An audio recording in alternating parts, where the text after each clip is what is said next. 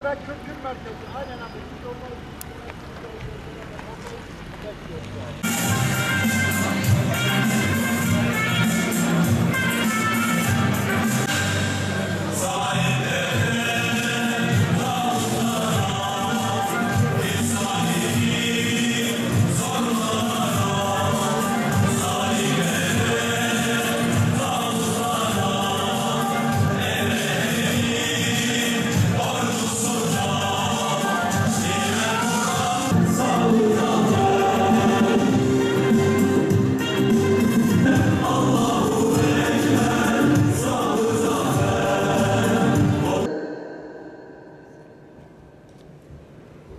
Bismillahirrahmanirrahim.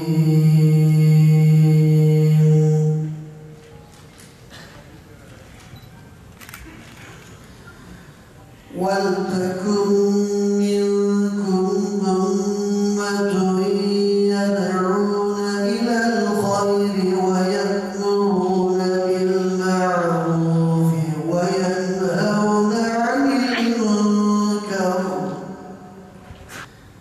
بسم الله الرحمن الرحيم.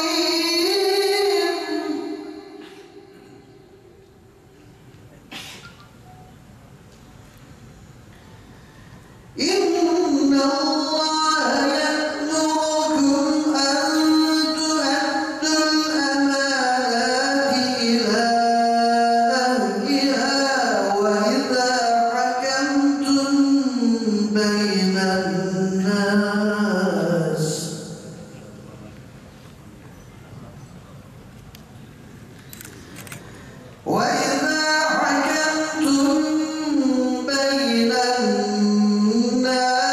أن تحكموا بالعدل. Bir kitap var. O kitabı okuyan, kitaba uyan, çağrıya kulak veren inanmış insanlar var. 1400 yıl önce çıkılan yolda tutunmak için bir tohum da 106 yıl önce atıldı. Adı önce Medresetül Vaizin oldu. Sonra Medresetül İrşad,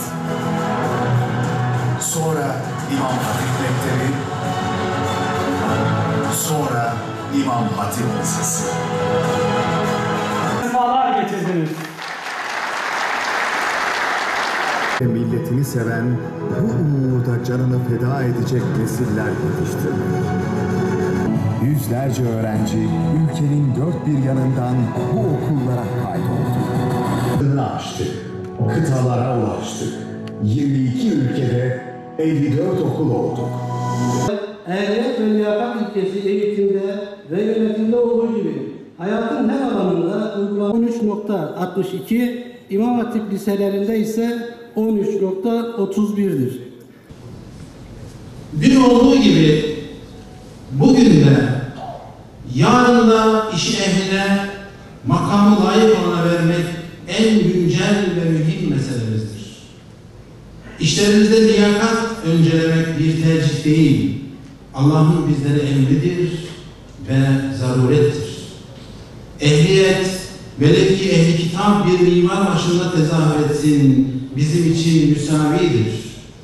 Payitahtın gerdanına en güzel camileri ve sarayları inşa etmesi için görev ona tevdi edilir. Ümmetin halifesinin sıhhati icabında gayrimüslim bir tabibe emanet edilir. Layık değilse, emaneti yüklenmede acziyet gösterilmişse, hanedan üyesi de olsa mahrum edilir. Ehil olmayana emaneti yüklemek, yüklenen kişi için de bir eziyet ve zulümdür. Çok değerli kardeşlerim, milyonlarca mensubu bulunan İmam Hatip davasının gönüllü erleri, bulunduğunuz her zamanda ve zeminde ehliyet ve liyakat arayışınız şiarınız olsun. Üstlendiğiniz görevlerin hakkını vermeden bilabedele sarf ettiğiniz çabanın bereketini görmeniz mümkün değildir. Unutmayın ki liyakat beraberinde asaleti de barındırır. Asil insanlarda sürekli bir talep hali tezahür etmez. Talep edenden ziyade layık olana görev verilince hem dünya hem de ahiret saadeti mukadder olur. Vakıf medeniyetinin devamı mesabesinde olan derneklerimizde layıkıyla ve büyük bir çabayla görev alan çok kıymetli kardeşlerim.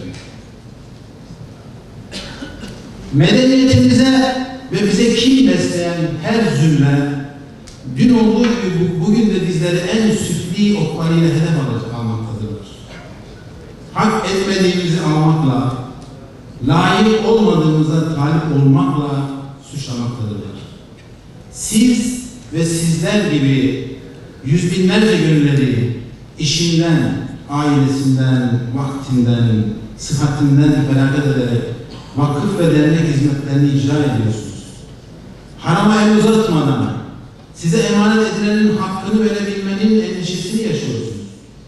Buna rağmen sizlere iftira ediyorlar. Sizleri bu hayırlı amelleri alıkoymak istiyorlar. Müsterih olunuz. Yılgınlık asla göstermeyiniz. Hak gelmiştir. Güneş doğmuştur. Batıl binlerce defa zahir olmuştur ve Allah'ın izniyle yine olacaktır. Bizler yapageldiğimiz gibi işlerimizi layıkıyla ortaya koymaya devam edeceğiz. İmam Hatip sıralarında eğitim gören milyonu aşkın öğrencimizi hayrın her anında ehliyetli bir şekilde geleceğe hazırlayacağız. Layık oldukları ilgi ve alakayı onlardan esirgemeyip onları en mühim emanetler olarak göreceğiz. Allah'a layık kul, Efendimiz'e layık ümmet, İslam'a layık bir nefer, anne ve babalarına layık hayırlı evlat olabilmeleri için 61 yıldır yapageldiğimiz gibi aynı şekilde çalışmaya devam edeceğiz Allah'ın izniyle.